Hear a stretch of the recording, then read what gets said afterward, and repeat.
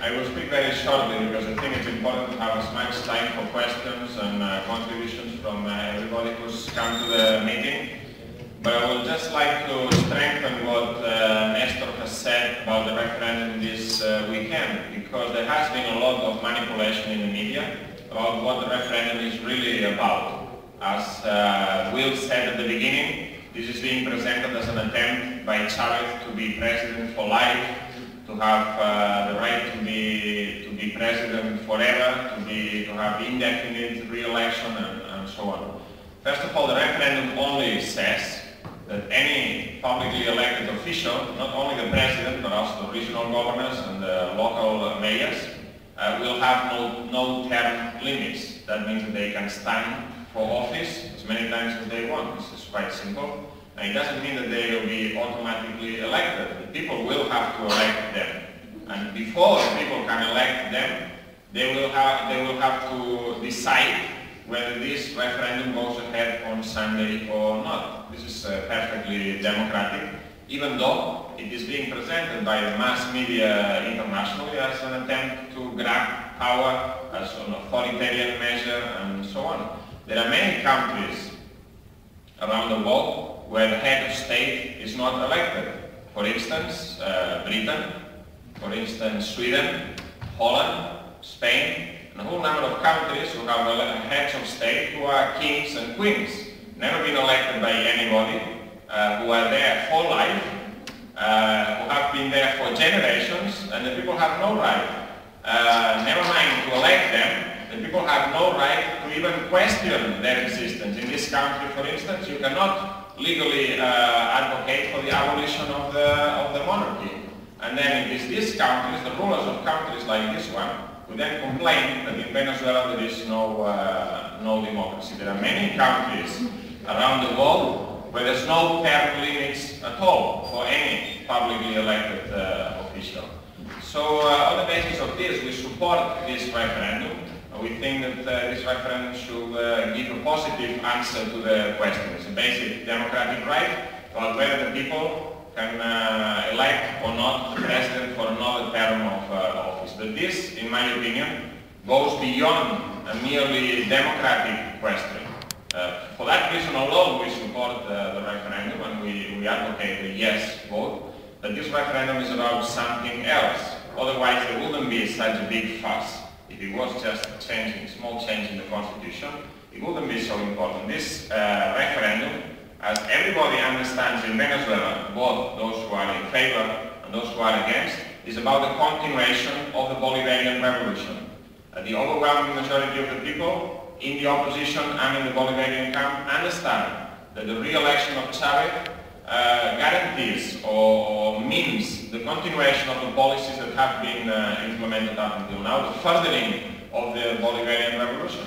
And the opposition understands that if they defeat this referendum, they will prevent Chavez from standing once again for office, and they will go one step further in defeating the Bolivarian revolution, which has been their aim all along.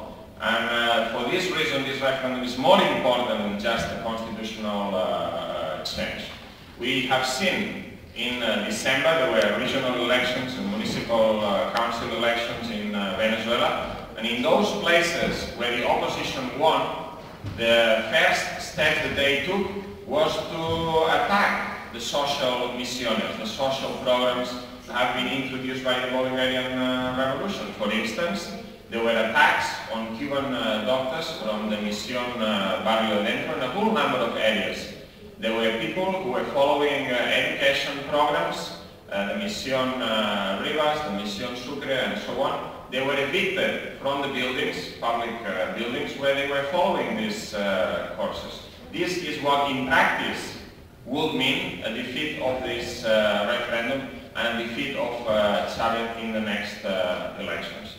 But at the end of the day, we also should understand, in my opinion, that all fundamental matters are not decided and not finally settled in elections or at the ballot box. This is obviously an important referendum, but the opposition knows that fundamental matters are not decided just on voting for a piece of paper or for a change in a piece of paper.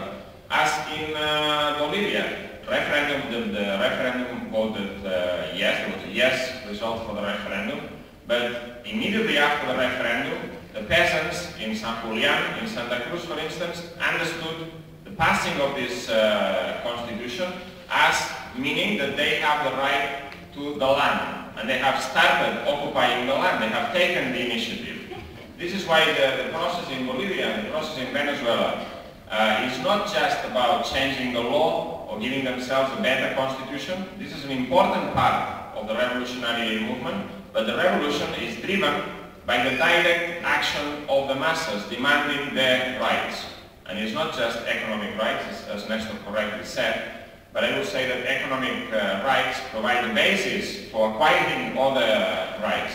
Having control over oil in Venezuela means having control over how those oil resources are spent, whether they are spent in the benefit of the oligarchy, a small minority of unelected people who ruled the country to all effects for a long period of time, or they are spent in the benefit of the majority of the population, to provide them with free health care, with free education, with land, access to the land, with jobs, with housing, and so on. And this is what makes a revolution, the direct participation of ordinary people who in normal times do not take part in politics, do not go to meetings, do not think that they can change society. Now they know that they can change society, they can change their lives, they can take their own future into their own hands.